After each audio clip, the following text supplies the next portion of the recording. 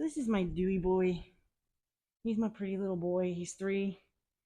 And we had a scare with him that he got frightened when he was asked to trot for the first time, and that resulted in him bolting. And I found in another situation when he got scared of something, bolting became his go-to thing. So we really want to get him through that, right? Really want to get him through that. So I'm going to just do a few things with him with a saddle to try to maybe give him a reason to bolt and then give him a reason to understand he doesn't have to. So something that I always do is I show my horses my equipment. Okay. So like this saddle is made of rubber, which is actually pretty cool. It was just like a fluke catch, like we got it. Somebody found it in the garbage and they put it up in their garage for a couple of years kind of thing. And then I needed a saddle when I got Ritz.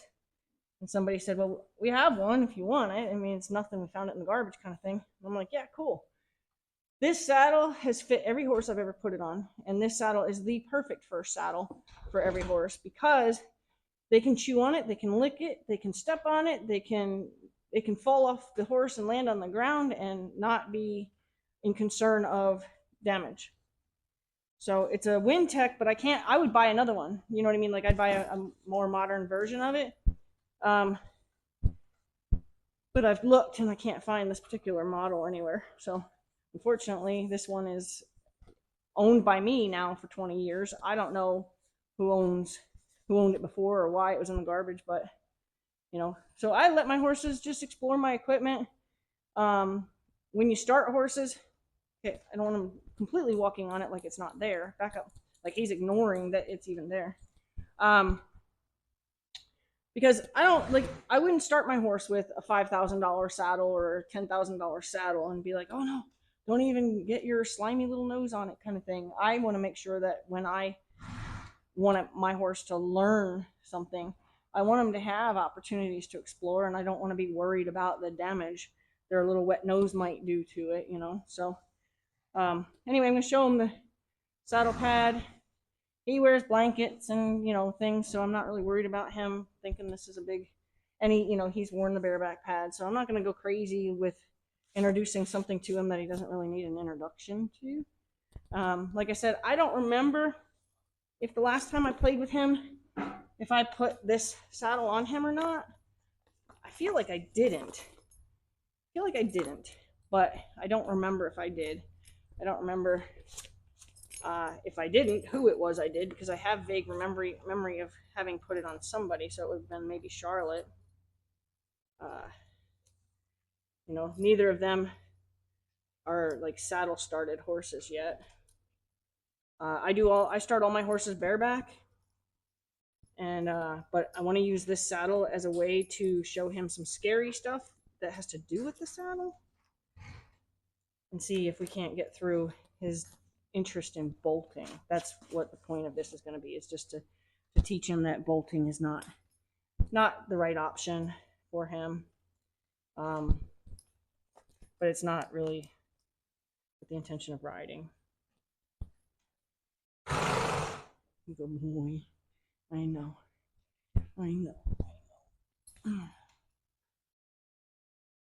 Wow, you're fatter than I thought. I have a bigger girth down here, but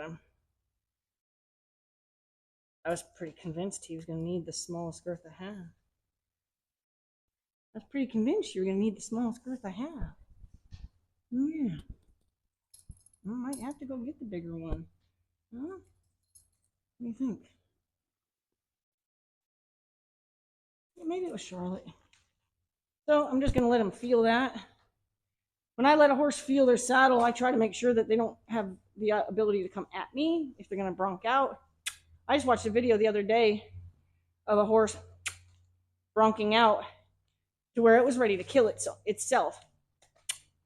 It landed on its nose. It fell. The saddle, it bucked the saddle pad out from underneath the saddle. It bucked the saddle to the belly. Like now I'm thinking, man, if they can't get that horse to calm down long enough, that is such a train wreck. That how are they getting that saddle off that horse? So You know, I do bareback pad first. I ride in the bareback pad first. I don't actually ride in the saddle first. I've only ridden like I think 3 horses that I've started in the saddle from the get-go instead of bareback first. I do bareback usually for all my gaits. I'm gonna ask him to trot. See how he feels about that. One trot now, just one kiss. Double kisses to trot. And then a single kiss would be if I think he's gonna break, I'm gonna give him a single kiss just to keep him trotting. I'm gonna hind yield him to stop him. Let that saddle bite him a little bit, because I'm about to do something with the saddle to cause, I know, you're a good boy, you're a good boy, I get you, you're a good boy. You're a good boy. So he's trying to come over to me because he thinks that's what I'm gonna want him to do. If I had the, let me just tighten it up just enough, because the next thing I'm gonna do is gonna be a little bit aggressive. And aggressive in the sense that it's energetically aggressive. It's not horse aggressive. It's not like violently at him. So what I do when I first introduce him to a saddle is I want to make sure that any noise that could potentially happen when you're in the saddle happens before you're ever in the saddle. So I don't know if you've ever had a horse run you too close to a fence, or run you too close to a tree, or run you in through thicker brush where maybe your foot gets caught and, you know, throws your foot back, or makes a noise. You know, the first time your stirrup hits, say, a corral panel that's metal, and you hear metal on metal, and the horse panics from that. I want to try to prepare them for anything that would cause them to panic in advance, right? Like, let's see if I can't help him now. So what I'm going to do is I'm going to pull down one of these stirrups, and I'm going to slap it, making the stirrup leathers hit the saddle. And I'm going to slap it until his feet stop moving. As soon as his feet stop moving the stimulus, he's going to come over to me, because he thinks that's what I'm doing this. So he thinks that I'm inviting him over to me. As soon as his feet stop moving, the stimulus stops, because I need him to feel that the minute there's a moment of calm, that he understands that that was the right answer. Sorry, I got distracted by like his not knowing if he should come over to me or not. Yeah. So, I didn't go through. Now, I'm going to stay with him. Now, also here, like, say you hand your horse that, you know, is fairly new to somebody, and they don't know, and they just, you know, slap down the stirrup, right? I've seen people do that a million times, right? Where it's like, you know, it's tucked up, and then the person goes like that, right? We all do it. I've heard that noise. That's a very familiar noise when somebody first gets to the arena, right? Don't chew on that. I had a horse get their mouth in the stirrup once, and it was very frightening to try to get him under control. Kind of like that story I just told you with the horse that I just recently saw, like, was willing to kill himself because he didn't want to be saddled. And I had a horse that turned around to explore and chewed on it and got his mouth caught in it. And it was a very scary, you know, and then I don't remember what I said to him. It was something that would have been like a connection he and I made, which was like, I've got you, you know, something like that. And then he calmed down enough for me to get him untangled. But I don't want any of those things to happen. So anyway, I'm going to go ahead and stay with him until he stops moving his feet. I'm not asking him to run off, so I didn't have a short enough rein to make that make sense. When he stops moving his feet is when I'm going to stop doing this. So here we have my bolt, right? Like, I feel him wanting to bolt. Like, I feel lucky I still have his nose, because he's trying to get his nose from me.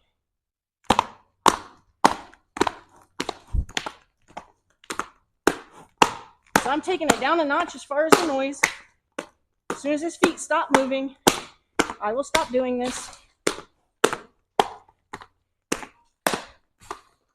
Just as soon as his feet stop moving, I will stop doing this.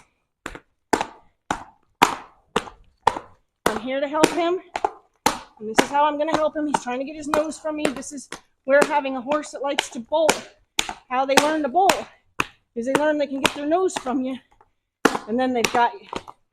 You've lost control. So he's considering stopping now. As soon as he truly takes it to that point, I'm going to stop. Woo-wee. That's not even, I'm not even kidding. Hold on. Yeah. Scary stuff. Yeah, so I'm going to wait for him to lick and chew too. So he knows that I wasn't doing anything to try to hurt him. But it was good to see. Yeah, good boy. He was going to come to me just now. It was good to see that his go-to, again, was to bolt. Tried to get his nose from me and wanted to bolt. I got to get him out of that. I can't have a horse that's his go-to move, right? Like, that's scary. I've had now 2 accidents. The only 2 accidents I've ever had on a horse have been a bolting accident that resulted in injury. I mean, I've fallen off, I've been bucked off, blah, blah, blah. But 2 accidents ever that resulted in injury were bolting accidents. Okay. So again, now my goal, I didn't want to get started again. My goal is not only to get him to not move his feet when I snap it. I want to be able to snap it, leave him alone for a second, snap it, leave him alone for a second, like 3 times. Snap, snap, snap, leave him alone if he doesn't move his feet. Snap, snap, snap 3 times, leave him alone if he doesn't move his feet. Snap, snap, snap 3 times, leave him alone. Now I'm over. Now I'm going to go the other side. Now, this eye is this horse. The other eye is a different horse. You always have to work both sides of your horse. Don't think that because you taught it to him on this side, you're good, because you're not. Soon as you'll see, as soon as I get him through this side, when I get to the other side, it's all new again. The only horses that I've ever had real success with being able to transfer information that they learned in one eye to the other eye is usually some Arabians or Arabian mixed horse have been the best horses to transfer information, where either they don't spook at all, like it made sense on them on both sides right away, or it's very minimal and very quick. Okay, so probably going to run again.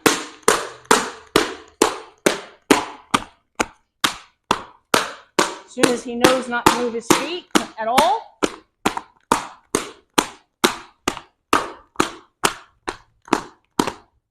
It's going to stop. Give him a break. You're okay. I'm not doing something to hurt you, I promise. I promise. Now I should be able to walk up and do it 3 times. Because he moved, my 3 times ended. There. That was the first 3 that he didn't move at all. I don't want him even shifting. I don't even want him getting ready to leave. I want him to just be like, I don't know why you're making all that racket, right? I don't want him to be like, oh, you do it one more time, I'm out of here. I don't want him to be like that. I don't want him to be holding his breath. I want him to just be like, well, that's weird, but okay, I guess you gotta play the drums on my side. Go ahead. So, ready? Can we go up here and have him not move? Notice I didn't have any connection to his nose at all. My goal is to get this horse not needing me to have a hold of him. Can I come up here?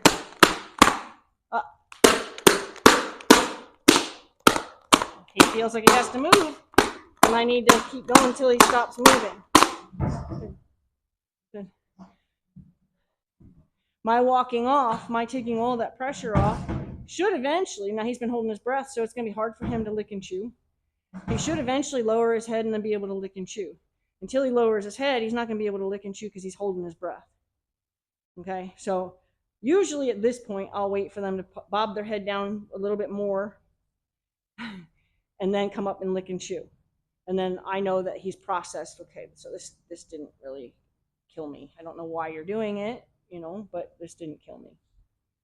So I'd like it if he'd lick and chew, but like I said, he's still kind of holding some tension in his jaw. He's not really loosening up there, but he did lower his head for me. If he lowers his head again, maybe he can loosen up that jaw. Now he's taking more interest in just me, so he's probably going to just keep getting closer to me. If I get out of his way to let him drop his head, he might just get closer to me. Ooh, I should turn those fans on. Turned out those fans would be handy right now. It's a little warm. Okay. 1, 2, 3, no. 1, 2, 3, no. 1, 2, 3, yes. Now, some horses, once you get what you're looking for and it seems to be making sense, you jump right back in and you do your next 3, or you jump right back in. Some horses, you let them soak on it, right? You let them just kind of soak on it. Some horses I wash it off. Some horses I'll take them for a walk. He doesn't require me to take him for a walk as much as he requires me to maybe come right back in here. Oh.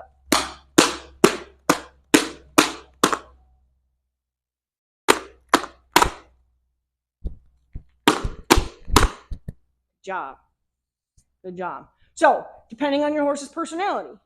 Okay, so, and sometimes you have to do it like this, where you have to say, okay, I tried giving him a big break between my pattern, and that seemed to be all new again each time. Maybe if I do 3, pause, do 3 right away, pause, do 3 right away, maybe we can get him through it that way.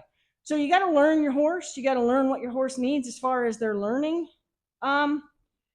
program, like what they need you to do for them. So some horses, like I said, need you to come in and like hit them with it. And I don't mean literally hit them with it, and then give them that just a brief pause to kind of register that it stopped, and then hit them with it again, brief pause to register that it stopped, and then hit them with it again, and then you might be through it. So I am at the point where I don't have to hold them tight. So I'm going to give him the benefit of the doubt that he thought I meant high yield, and I'm going to tell him he did a good job. So that's made my ears ring. So I don't know, sometimes you got to like remember they're so much more sensitive than us. So like perfumes, like if you wear perfume to your barn, that's weird, first of all. But if you do, remember these animals can smell something 3 doors down, at a neighboring farm, right? If you're like doused in cologne or perfume, you could be pissing off your horse without even meaning to. I watched, was it a documentary? Or it was a book, I'm pretty sure I saw it, where the horse was really, really aggressive. No, it was in a book. The horse was really, really aggressive towards the woman and was fine for the man and was fine for the male trainer that they sent. But while they were working with the horse, the woman, who the horse is usually aggressive towards, she came out with like lemonade or something, right, for them. And as soon as she got to the fence, the trainer in the book mentions noticing that she had a lot of perfume on, and the horse instantly took a disliking to the situation. Had been fine up until that lady arrived. Now, instead of assuming he hates her, why don't we see what he's sensitive to, right? So for me, I pay attention to what might be sensitive to their ears. I pay attention to what might be sensitive to their nose. So that's where I was going with that. Like that slapping was causing a ringing in my ears. So I want to make sure that I give him a big enough break that if it did bother his ears, that I don't go right back at it. So let's see where we're at now.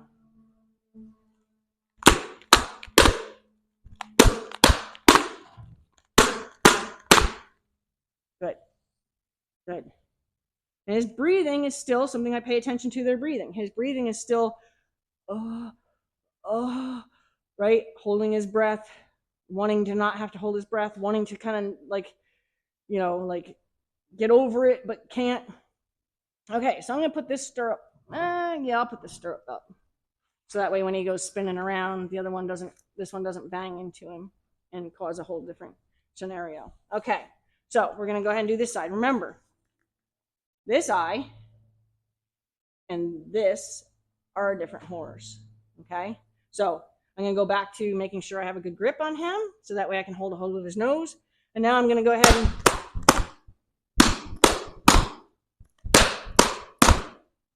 so maybe he's part Arabian. Are you part Arabian? So we don't know. His mommy is a pinto. We don't know if she's a paint horse, if she was, she's a pony. So was she a paint horse? Was she some kind of pony cross? I don't know what she was, but maybe there's some Arabian in there, right? And that's just me because I'm so accustomed to thinking only Arabians can make this transfer. But I'm proud of him. So whether he's part Arabian or not, I don't care, right? It would explain his build, to be honest with you. But he doesn't have any dishy nose. Good job. Good job. So I'm going to let him wash it off. Now what I mean by that is I take horses for walks. Now, he should be able to lower his head if he needs to. He should be able to blow out if he needs to. He should be able to suck in that real deep breath that he's been holding, because he's been holding his breath, he's, a little winded in the sense that he really needs to air up a little bit better. So he may decide to take a really deep breath on me. He may decide to go ahead and blow out like he got a bug up his nose. And he may just casually walk around behind me and not really have a reason that it matters to him whatsoever. But my goal is to get him to not feel like that pressure is still on him. So what I'm going to do now, because my mounting block is underneath the camera, I'm going to go get my mounting block. I'm going to put the stirrup up just so if he were to decide to turn and explore himself, he's not going to worry about that. If he follows me, I'm okay with that, because he should want to be with me when I'm with, when I leave him, he should always want to come with me. I'm going to go ahead and leave him only for a second. Now, all my horses are taught mounting block work.